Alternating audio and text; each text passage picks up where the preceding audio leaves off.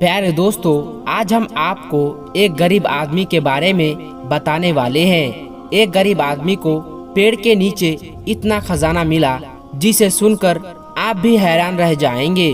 तो दोस्तों, आखिर पेड़ के नीचे इतना खजाना कैसे मिला और ये एक बड़ी सी मछली का वाकया है। आइए हम आपको बताते हैं। दोस्तों, अगर आपने हमारी इस वीडियो को अब तक लाइक नहीं किया है तो आगे बढ़ने से पहले इसे लाइक कर ले, और अगर आप हमारे चैनल पर नए हैं तो हमारे चैनल को भी सब्सक्राइब कर ले, और आइंदा आने वाली ऐसी ही दिलचस्प और मालूमाती वीडियोस की नोटिफिकेशन के लिए बेल आइकन पर क्लिक करना ना भूले और इसे अपने दोस्तों अहबाब के साथ शेयर जरूर करें। तो आइए कहानी का आगाज करते हैं। दोस्तों, पुराने वक्तों की बात है। दो सगे भाई साथ रहा करते थे और वो दोनों किसान थे। छोटा भाई बड़े भाई से ज्यादा मेहनती था और वो बहुत रहम दिल भी था, लेकिन वो गरीब था। जबकि बड़ा भाई ज्यादा मेहनत नहीं करता था, लेकिन अपनी चालाकी से उसने बहुत सी दौलत इकट्ठा कर ली थी। एक मर्तबा छोटा भाई नमाज पढ़ रहा था। नमाज पढ़ते पढ़ते उसके दिल में ये ख्याल आया कि क्यों ना मैं दूसरे शहर में चलकर अपनी ये हालत को बेहतर बनाने की कोशिश करूं, क्योंकि यहाँ पर मैं इतनी मेहनत करता हूँ, कड़ी धूप में हल चलाता हूँ, लेकिन मुझे यहाँ पर कोई भी अच्छा नतीजा नजर नहीं आ रहा है।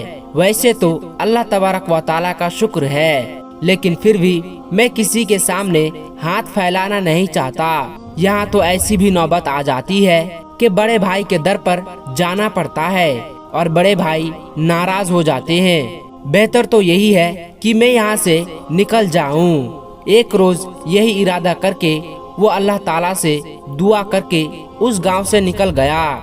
चलते चलते वो एक ऐसी जगह पर पहुँचा जहाँ किसी बादशाह का महल बन रहा था, लेकिन उस बादशाह के साथ अजीब बात ये हो रही थी कि जब वो महल एक तरफ से बन जाता है और कारीगर यानी काम करने वाले मजदूर दूसरी तरफ काम करने लगते हैं तो पहले तरफ का हिस्सा खुद ब खुद गिर जाता था। वो एक अजीब बात थी। कुछ देर तक वो वहीं पर खड़ा रह गया और देखता रहा। इतनी देर में बादशाह के सवारी वहाँ से गुजरे। बादशाह ने एक आम से कपड़े पहने हुए आदमी को इस तरह महल की तरफ देखता हुआ पाया, तो बादशाह ने अपने सिपाहियों से कहा कि हमें इस शख्स के पास ले चलो, आखिर ये क्या देख रहा है। बादशाह ने उससे कहा कि तुम कौन हो, कहाँ से आए हो और कहाँ जा रहे हो, यहाँ अजनबी हो क्या? अब से पहले तो तुम्हें इस शहर में मैंने कभी भी नहीं देखा। तो उस गरीब आदमी ने कहा कि हुजूर, मैं बहुत गरीब आदमी हूँ, किस्मत को आजमाने के लिए किसी दूसरे शहर जा रहा हूँ। तो इस पर बादशाह ने कहा कि जब तुम अपनी मुराद को पहुँच जाओ तो तुम मुझे याद जरूर रखना और किसी से इस बात की वजह मालूम करके मुझे जरूर बताना कि मेरा महल इस तरह से बनने के बाद आधा क्यों गिर जाता है। तो फिर उस गरीब आदमी ने बादशाह से वादा कर लिया कि इस बात को मालूम करके उसे जरूर बताएगा, और वो गरीब आदमी वहाँ से अपने सफर पर आगे रवाना हो गया।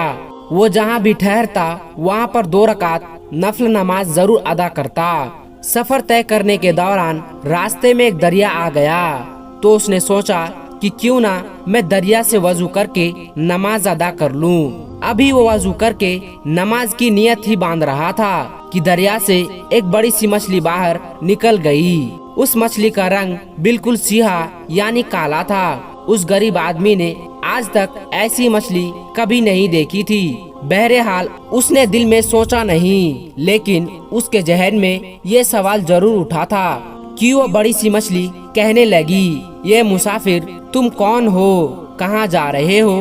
तो वो आदमी बहुत हैरान हुआ कि अल्लाह ताला ने इसे बोलने की ताकत अता की है, जरूर इसके पीछे कोई न कोई हिकमत जरूर होगी। उस गरीब आदमी ने उस मछली को अपने सफर का मकसद बताया, तो वो मछली कहने लगी, जब तुम कामयाब हो जाओगे और अपने मकसद को पालोगे तो मुझे जरूर याद रखना। तो उस गरीब आदमी ने कहा कि ऐसा क्या मसला हुआ है तुम्हारे साथ कि तुम इतनी परेशान हो? मैंने बहुत सी मछलियाँ देखी है, लेकिन तुम्हारे जैसा रंग किसी का नहीं देखा। तो वो मछली कहने लगी, मैं दरिया में रहती हूँ, इसके बावजूद अंदरूनी तौर पर मैं जलती रहती हूँ। मेरे सीने में हर वक्त आग लगी रहती है। किसी से पूछना आखिर इसका क्या सबब है, और तुम्हें तुम्हारे सवाल का जवाब भी मिल ही जाएगा कि मैं ऐसी क्यों हूँ। मुझे समझ में नहीं आता कि इसमें आखिर क्या राज है। सोचो, पानी में रहकर भी मैं जल रही हूँ। तो गरीब आदमी ने कहा, तुम बेफिक्र रहो, मैं तुमसे वादा करता हूँ कि तुम्हारा सवाल का जवाब तुम्हें जरूर मिल जाएगा कि तुम हर वक्त अंदरूनी तौर पर क्यों जलती रहती हो। वो गरीब आदमी दरिया को पार कर चुका था। वो कश्ती से उतरा और किसी जंगल में दाखिल हो गया। वो जंगल बहुत घना था, उसमें बड़े बड़े दरख्त मौजूद थे।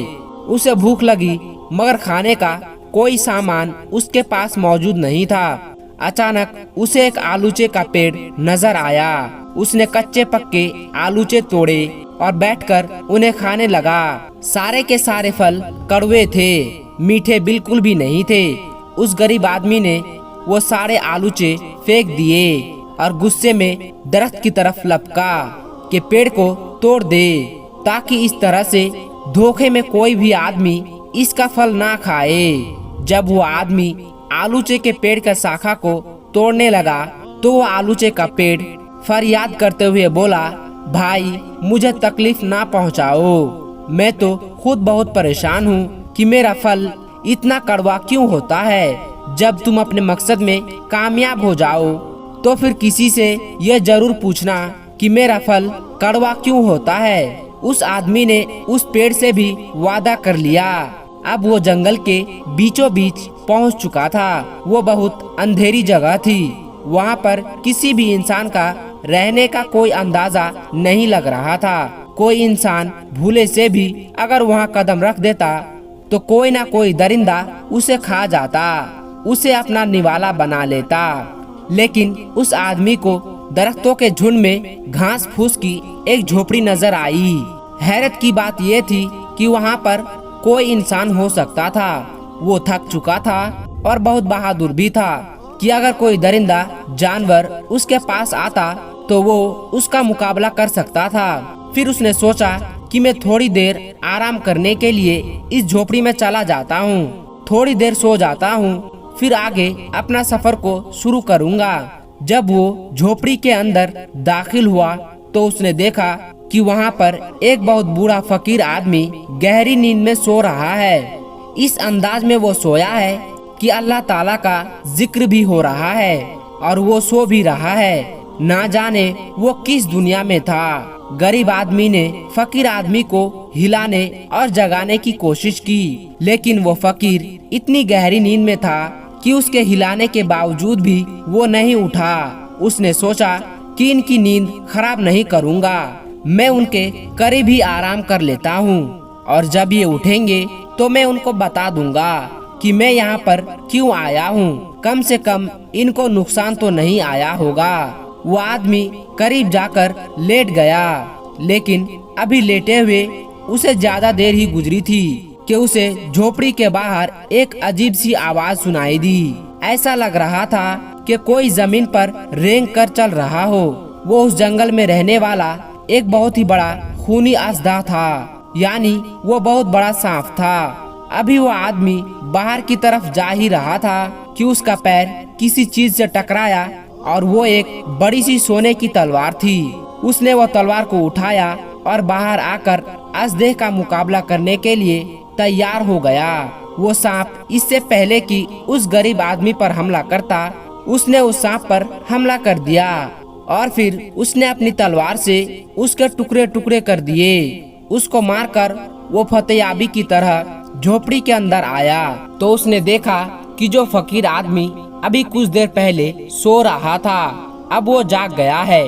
फकीर ने उससे यहाँ आने का मकसद पूछा कि बेटा तुम कौन हो, कहाँ से आए हो। तो उसने कहा आपकी झोपड़ी में कुछ देर आराम करने के लिए आया था।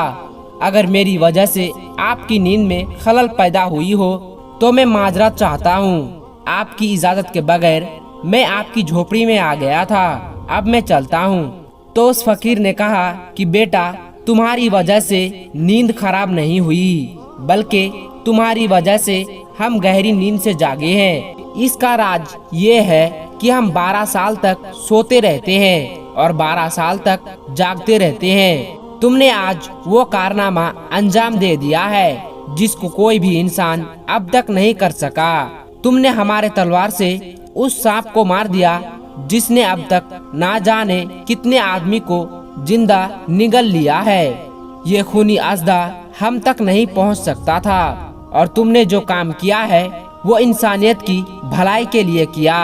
और तुम्हारे इस बात से खुश होकर मैं तुमसे कहता हूँ कि तुम्हारा जो मकसद है उसको पाने के लिए तुम्हें अब शहर में जाने की कोई जरूरत नहीं, बल्कि जो सवाल भी तुम अपने साथ लेकर आए हो उन सवालों को एक एक करके बयान करो। तो उस गरीब आदमी ने कहा, मैं तो रास्ते से गुजर रहा था। रास्ते में बादशाह के महल के पास मुझे एक अजीब नजारा नजर आया।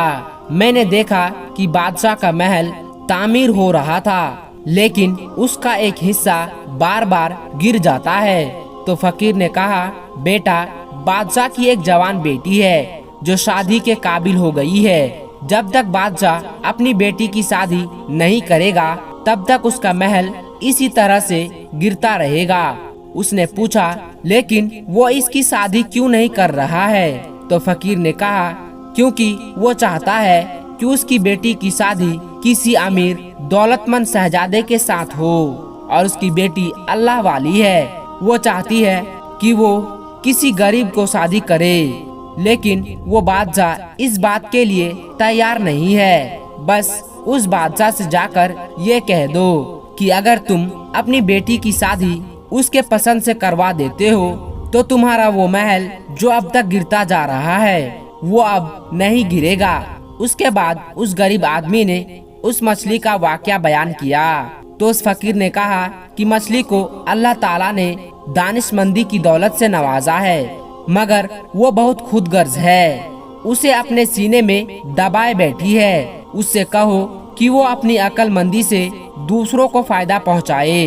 उसका रंग सियाह यानी काला इसलिए है क्योंकि वो हमेशा जलती रहती है। वो किसी को खुश होता हुआ नहीं देख सकती।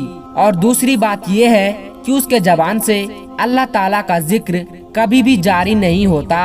ना वो कलमा पढ़ती है, ना वो दुरूद पढ़ती है, जबकि अल्लाह तबारक व ताला की हर मखलूक दुरूद पाक पढ़ती है और कलमा भी पढ़ता है। लेकिन वो मछली ना जाने अल्लाह ताला का जिक्र करने से क्यों बचती है। यही वजह है कि उसका रंग आम मछलियों जैसा नहीं है, बल्कि काला है, जिसको देखकर इंसान को कड़ाहियत महसूस होती है। उसके बाद उस गरीब आदमी ने उस आलूचे के पेड़ का जिक्र किया कि उसका फल इतना कड़वा क्यों है। इस सवाल का जवाब देते हुए उस फकीर आदमी ने कहा कि आलूचे के पेड़ के नीचे जड़ों में खजाना दफन है। अगर वो खजाना निकाल लिया जाए तो उस पेड़ में मीठे आलूचे लगेंगे, जिससे तमाम इंसान फायदे उठाएंगे, और वो खजाना तुम्हारे लिए है। तुम वो इंसान हो जिसने हर एक के लिए सोचा, सिर्फ अपने लिए नहीं सोचा। तुम खुदगर्ज इंसान नहीं हो, और वो खजाना सिर्फ उसी इंसान के लिए है जो हर एक के लिए फायदा पहुंचाए। तुमने हर एक का मसला सुना और उनसे वादा भी किया कि मैं आपके इस मसले को हल करने के लिए आपकी मदद जरूर करूंगा। अल्लाह तबारक व ताला तुमसे खुश है, और इसी वजह से तुम्हारे गुर्बत को खत्म करने के लिए वो खजाना उस पेड़ के नीचे दफन किया गया है। अब तुम वहाँ जाओ और उस खजाने को बाहर निकाल लो। वो गरीब आदमी वहाँ से रवाना हुआ। सबसे पहले वो आलूचे के पेड़ के पास गया और बताया कि उसका फल कड़वा क्यों है। तो उस पेड़ ने उससे कहा कि अल्लाह के लिए जितना जल्दी हो सके इस खजाने को खोदकर बाहर निकाल लो। इसे तुम्हारे लिए ही रखा गया है, तुम इसे ले लो। उस गरीब आदमी ने उस खजाने को बाहर निकाला। इतना कीमती खजाना देखकर वो गरीब आदमी हैरान रह गया, लेकिन उसके दिल में लालच नहीं आया। फिर वो उस मछली के पास गया और उसे बताया कि वो हर वक्त अंदरूनी तौर पर क्यों जलती रहती है। दरअसल उसके दिल में किसी के लिए हमदर्दी नहीं है और वो अल्लाह ताला का जिक्र नहीं करती। हर वक्त अल्लाह ताला की हम्दो सना बया करते रहो, हर एक को फायदा पहुंचाओ। इंशाअल्लाह तुम ऐसी हो जाओगी कि हर कोई तुम्हें देखकर रश्क करेगा। उस मछली ने उसका शुक्र अदा किया। आखिर में वो बादशाह के पास पहुंच गया। बादशाह ने उसे पाकर खुशी का इजहार किया और कहा कि तुम अपने मकसद में कामयाब हो गए हो। हमें बताओ कि हमारे सवाल का जवाब क्या है। वो कहने लगा कि बेशक मुझे आपके सवाल का जवाब मिल चुका है। एक फकीर अल्लाह वाले ने मुझे आपके मसले का हल बता दिया है।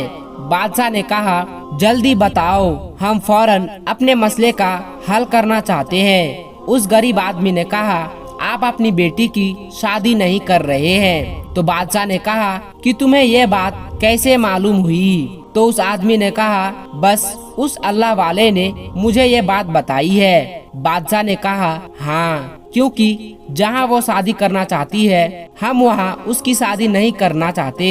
लेकिन मुझे ऐसा लगता है कि तुम्हारी बातों को सुनकर मुझे मेरे मसले का हल मिल गया है। मैंने तुम्हें देखा है कि जब तुम यहाँ आए थे तो तुमने वो चीज देखी थी जो आज तक किसी शख्स ने नहीं देखी थी। ना जाने कितने सल्तनत के शहजादे यहाँ आए हैं और हमारी बेटी से शादी की ख्वाहिशमंद होते हैं, लेकिन उनको ये राज नहीं पता चल सका कि हमारा महल आखिर बार बार क्यों गिर रहा है। तुम अक्लमंद इंसान हो, तुम इंसानियत की खिदमत करने वाले इंसान हो। इसी वजह से मैं सोचता हूँ कि मैं अपनी बेटी की शादी तुमसे करवा दूँ।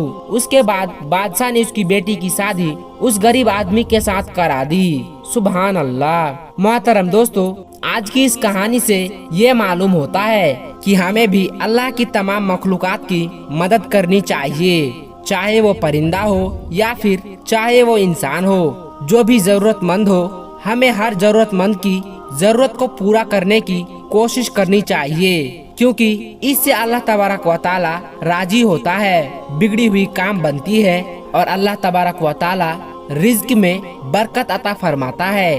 प्यारे दोस्तों, आखिर में अल्लाह तबारक व तआला से दुआ है कि अल्लाह ताला हम सबको ऐसी नसीहत आमोज कहानियों से सबक हासिल करने की तौफीक अता फरमाए। आमीन सुम्मा आमीन।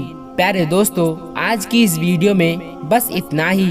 अगर आपको ये वीडियो जरा सी भी अच्छी लगी हो तो इस वीडियो को एक लाइक करके हमारे चैनल को सब्सक्राइब जरूर कर लीजिएगा। और आपने इस वीडियो से क्या कुछ सीखा हमें कमेंट बॉक्स में जाकर जरूर बताइएगा। और हाँ दोस्तों, इस वीडियो को शेयर करना मत भूलिएगा, क्योंकि हदीस पाक में वाज़े तौर पर ये बताई गई है कि दीन इस्लाम की बातों को दूसरों तक पहुंचाना सदका जारिया है। और आपके इस छोटी सी काम से बहुत सारे लोगों को अच्छी बातें मालूम हो जाएगी। इसलिए इस वीडियो को शेयर करके इस नेक काम में हिस्सा जरूर ले। मिलते हैं फिर एक और नई वीडियो के साथ। तब तक के लिए आप अपना और अपनों का बहुत ज्यादा ख्याल रखिएगा। अस्सलामु अलैकुम वरहमतुल्लाहि वबरकातुहू।